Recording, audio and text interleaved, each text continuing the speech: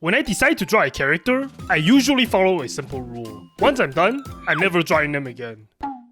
At least, that's how it's been for the past year. Because back on day 10 when I first started learning to draw, I attempted to draw Chisato, and she came out like this. So I took notes right next to the sketch, gestures, perspective, clothing, all the stuff I need to learn. Back then, those were just empty words on a page. I had no idea how long it would actually take me to understand any of them. So I came back to the same reference 9 days later, convinced I could fix it. And it got worse.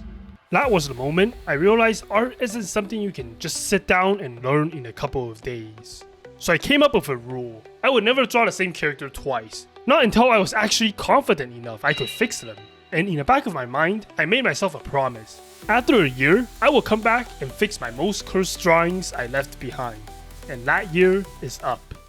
In order to find the cursed drawings, I first went back and flipped through my old sketchbook. At first, it was honestly refreshing to look at some of these drawings. I could actually see a lot of innocent mistakes, but overall, they resembled the reference I was using. Until I stumbled upon this. Suddenly, horrible memories started flooding back to me. I actually blocked this one from my memory entirely. If I didn't wrote Chika over here, I genuinely don't think I would have remembered who this was supposed to be.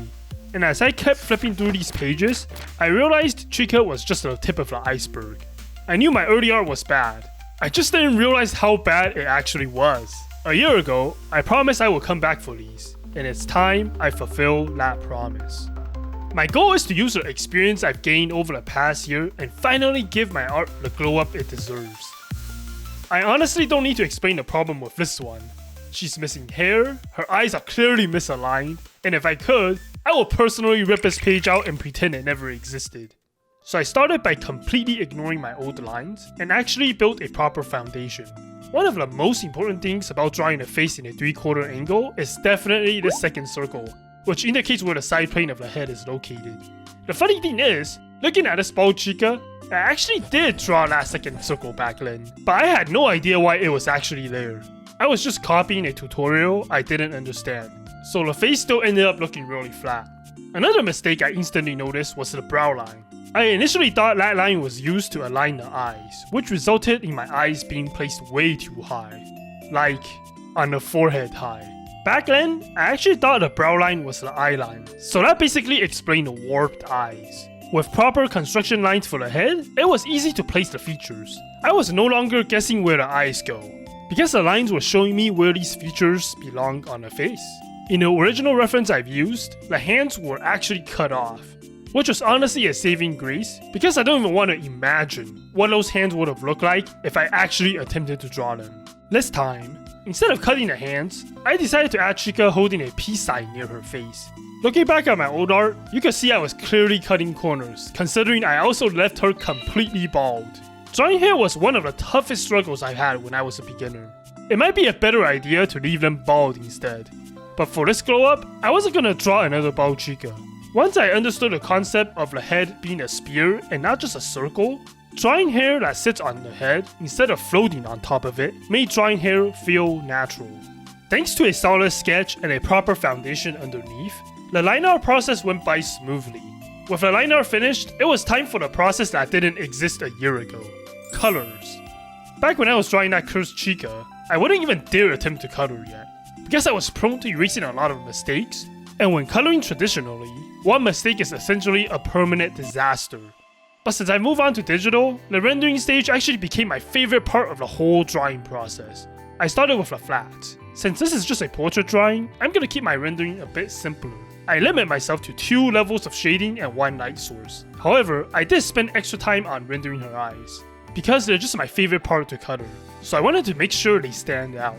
A year ago, Chika was bald, flat, and not really happy. Now, she actually looks like Chika, and her glow up came out like this. Alright, this is already way better than what I could have drawn a year ago, obviously. But Chika wasn't the one I was worried about, because this drawing is the one I've been avoiding. This art of Chisato crushed my early confidence and made me suffer my first roadblock.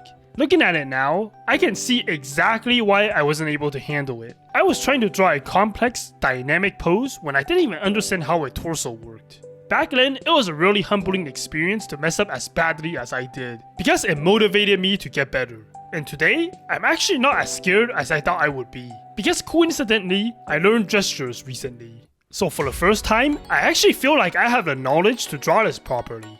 But it was still one thing I wanted to nail down first before I start. And thankfully, this is where Skillshare comes in.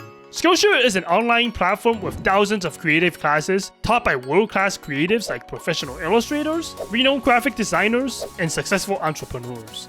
It is the best place to learn a creative skill or pick up a new hobby. So if you're looking to reconnect with your creativity, Skillshare is where humans come to learn from other humans. By taking this character illustration, drawing faces, figures, and clothing class, I was able to get a refresher on drawing figures, and also learn an important idea that I've never considered before. When drawing a pose, it's important to consider the character's personality, because that can contribute to making a pose work. So for a cheerful and energetic character like Chisato, keeping in mind the personality is important, and it can definitely affect the outcome of the illustration.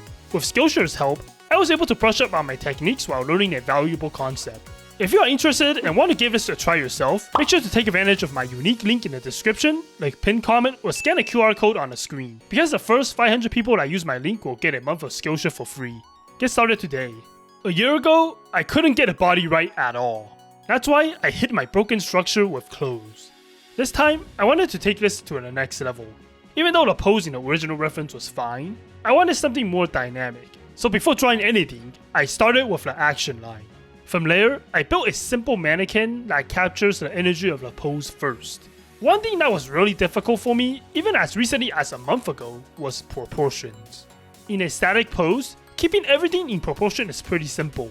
But as soon as I tried to draw a pose, things started to go wrong. This is why keeping things simple in this part of the drawing process is really important. Since the limbs were literally a single line at this stage, it was easy to correct my mistakes and I didn't need to commit to anything. Satisfied with my pose, I was then able to map out the body and construct a nice head. With these 3 steps, drawing a dynamic pose became manageable, and there was no need to try and hide the broken body underneath. With the sketch done, it was time for line art, and this is where things got interesting. So my usual go-to character expression is usually just a small smile. It's usually the safe route to go to while keeping the character's face appealing. But if I consider about Chisato's energy and bubbly personality, a small smile felt wrong for her. So I decided to challenge myself, and added her with a tongue sticking out, and something fell off right away. With both her eyes open and a tongue sticking out, Chisato feels like she's making a face rather than being playful, so I scrapped that idea and went with a smile showing teeth instead. I realized character expressions are a lot harder to draw and convey than I initially thought. But once I settled on that wide smile, her personality finally started to peek through. Anyways, I went on to draw the clothes directly on top of my sketch and added a lot of intricate detail to finish up my line art. Her clothing design is pretty complicated, which made my line art process take the longest to finish. But it was probably the most fun I've had doing the line art in a long time. With the line art detailed and ready, I jumped straight into grayscale. At this point, starting in grayscale before committing to color is pretty much second nature. I map out the lighting first, figure out where the shadows sit, and by the time I actually add color, most of the hard part is already done. I was able to start my rendering process off well thanks to my grayscale and detail the clothes. For a while, everything was going great, until I got to the legs. I noticed a lot of artists balance soft and hard shadows to give the rendering a nice look, so I tried it. And my first attempt looked completely muddy, so I erased the whole thing and decided to come back later with a different approach. After I detailed the hair, shoes, and socks, I tried rendering legs again. This time, I remembered to take what I've learned in my value fundamentals and started with a hard, round brush first to establish the shadow shapes, and then use the airbrush to soften the edges. Just like that, the muddy mess was gone. It's funny how the airbrush always feels like a good decision until it ruins everything. The eyes were a different story. Since eyes are one of the first things people look at, I made sure they match the energy of our personality and also the pose. One thing I did differently this time was to match my line art with colors closer to whatever was underneath. The hair outline became a soft pink. The skin, I tried to match the skin color. It's a small detail, but I think the matching colors made the whole piece feel more alive than anything I've drawn before. In tying everything together, she came out like this. 1 year ago, Chisato was an uncolored sketch with a broken structure and proportions that made no sense. Both attempts ended in failure. And for a year, I kept that drawing buried in a sketchbook while I worked on everything I didn't understand back then. Looking at all three of these pieces side by side, I think I finally get why I made that promise to myself. It wasn't just about fixing a bad drawing. I also wanted to prove to myself and crush any residual uncertainty I had left. The reason Chisato's pose actually worked this time came down to one thing I had to learn separately. Because for the longest time, my figures were stiff. If you want to know how I fixed that, make sure to click on this video here.